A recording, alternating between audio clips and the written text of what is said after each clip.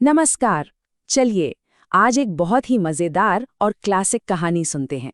ये कहानी है बीरबल की चतुराई की, जो हमें सिखाती है कि चीजें जैसी दिखती हैं जरूरी नहीं कि वैसी ही हों। कभी सोचा है, अगर किसी दिन आपका हुलिया, आपकी शक्ल सूरत ही आपके खिलाफ हो जाए तो? मतलब आप हों कुछ और पर दिखें कुछ और कोई आपकी बात का यकीन ही ना करे, तब क्या होगा? बस यही सवाल हमारी आज की कहानी के दिल में है। तो चलिए कहानी शुरू करते हैं। कहानी की शुरुआत होती है एक घने कीमती जंगल से, जो एक बड़ी मुसीबत में है। ये कोई ऐसा वैसा जंगल नहीं है, ये है चंदन के पेड़ों का जंगल, मतलब बेशकीमती। और यहाँ के सरदार हैं जिंगलाला, और वो बहुत परेशान हैं। क्यों? क्योंकि चोरों ने आतंक मचा रखा है।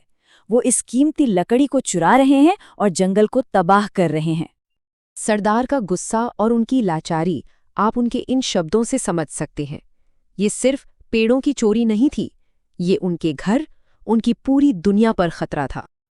अब जब सारे रास्ते बंद नजर आ रहे थे, सरदार को एक पुराना वादा याद आया, एक एहसान जो उन्होंने कभी बादशाह अकबर पर किया था। और बादशाह ने मदद का वादा किया था। बस यही एक उम्मीद की किरण थी। फौरन बादशाह को मदद के लिए संदेश भेजा गया। तो मदद की गुहार तो भेज दी गई, लेकिन यहीं से कहानी में आता है एक जबरदस्त ट्विस्ट। एक सीधा साधा मिशन हमारे हीरो के लिए एक बुरे सपने जैसा बन जाता है। तो होता यह है कि बादशाह अकबर अपने सबसे होशियार सलाहकार बीरबल को जंगल भेजते हैं, लेकिन किस्मत को कुछ और ही मंजूर था। अचानक जोर की बारिश शुरू हो जाती है, इतनी तेज कि बीरबल और उसके सैनिक बिछड़ जाते हैं। बेचारे बीरबल के कपड़े फट जाते हैं और वो फिसलकर सीधा कीचड़ में जा गिरते हैं। अब सोचिए, अकेले मिट्टी में सने हुए बीरबल को पहचानना नामुमकिन हो गया था। और जब बीरबल को लगा कि शायद इससे बुरा कुछ नहीं हो सकता, तभी उसे आदिवासियों ने पकड़ लिया। पर उन्होंने उसे एक शाही सलाहकार के तौर पे नहीं, बल्कि एक चोर समझ लिया। हर तरफ से बस एक ही आवाज आ रही थी। ये देखिए, देखने के नजरिए का फर्क। आदिवासियों को क्या दिखा?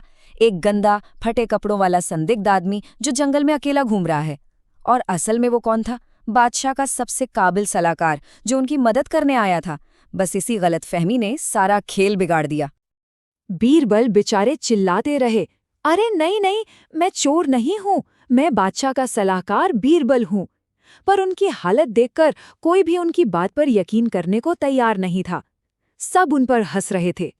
तो अब बीरबल की जान पर बनाई है, उसे मौत की सजा सुना दी गई है। और यहीं कहानी अपने सबसे रोमांचक मोड़ पर पहुंचती है, जहां जिंदा बचने के लिए बीरबल को एक नामुमकिन पहेली सुलझानी है।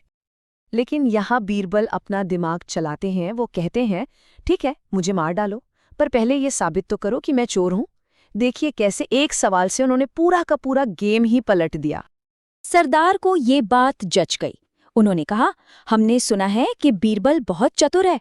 अगर तुम सच में बीरबल हो तो एक काम करके दिखाओ। ये रेत और चीनी का ढेर है, इन्हें अलग अलग कर दो।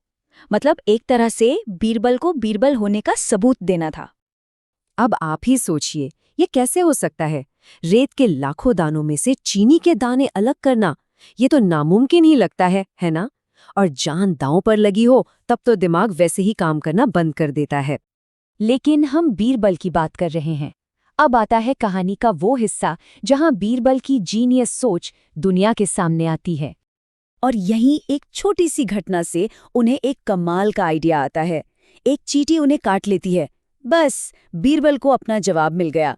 वो उस रेत और चीनी के मिक्सचर को एक कपड़े पर फैला देते हैं और बस इंतजार करते हैं।